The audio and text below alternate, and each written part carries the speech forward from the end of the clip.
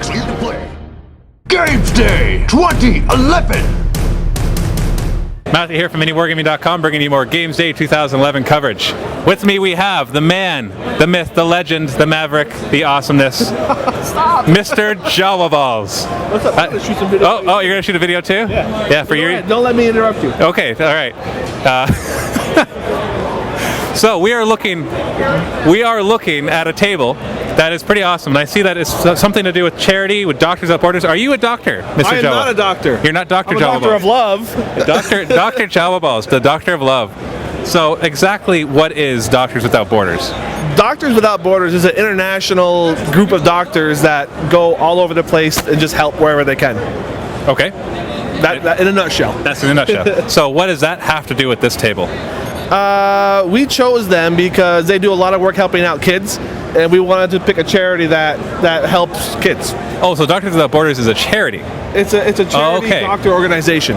Okay, I see now. I thought it was doctors that got together to make this table. No. And then raise the money. Yeah, no, that is a charity where they do a lot of work. You know, doctors go into like foreign countries that don't have the money to give kids benefits, you know, and they help out.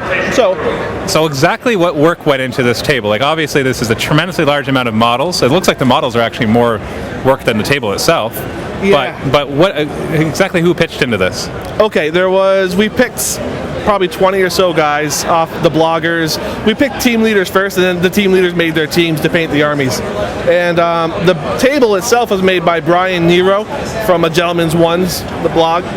And I ran the Blood Angels team. Dave Taylor ran this team, the Steel Legion team.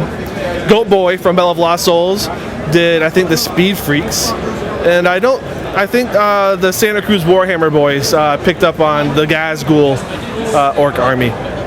So exactly what happened is you sell raffle tickets and the winner gets something from this? Or? Yeah, so people were invited to donate to our cause through our blogs, and then for every dollar they donated, their name was entered once into the drawing to win one of these 4 armies. So if you donated $1,000, you basically got 1,000 tickets. And have you chosen the winners yet? Yeah, we picked the winners last week. I did a live drawing, and it was pretty cool. Awesome. And where can they see that live drawing? Well, it happened, and I did not record it, unfortunately. I forgot to hit the record button. I've experienced that before. Epic fail. Yeah, there's one time I did hit the record button, but then our memory card died. Oh. That was for a battle report. I'm sorry, guys.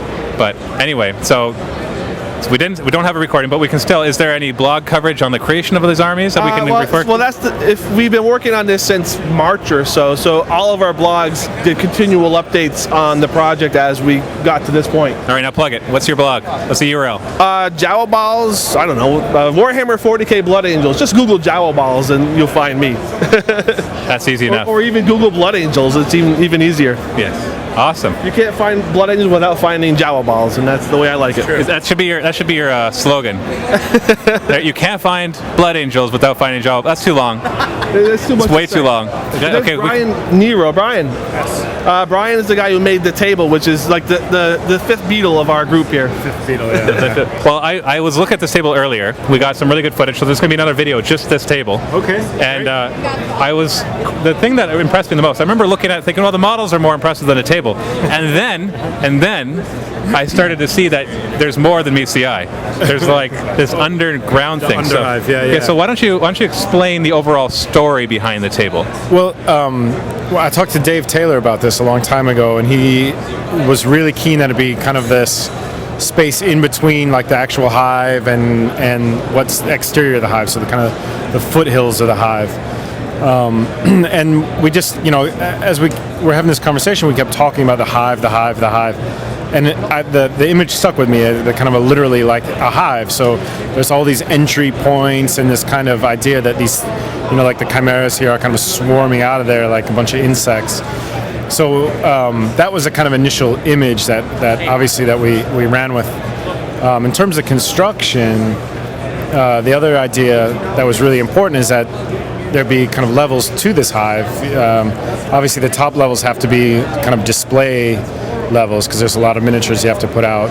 You don't want to interfere with that. But the underneath, the underhive gave me an opportunity to just kind of play around and have a bit of fun and put in kind of weird details that I really enjoy in this kind of process. So Are you a big fan of Necromunda? I've never played a game of Necromunda. Yeah, because apparently that's all about the Hive cities. Yeah, I know. I've never played either. I love Necromunda, but I've never actually played it.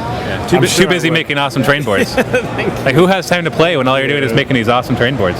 Unfortunately, that's true. I actually, the rest of my hobby has taken a bit of a hiatus while this was being done, but I'll get back to painting one miniature at a time now. You know, we can work 30 millimeters at a, you know. Yeah, exactly. Before you cut, I want to make a plug. I want to give a plug for Santa Cruz Warhammer.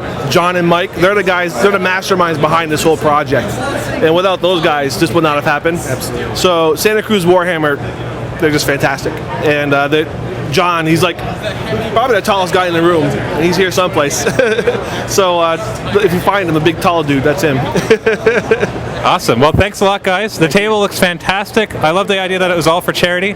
We got to try something like that sometime. I'm sure we could rally a bunch of people, do some big charity event. Wargaming's huge. I'm sure you guys. I'm sure we could do that. So, anyways, hope that you enjoyed this. This is Matthew from Mini Wargaming. Stay tuned for more Games Day 2011 coverage. See you later.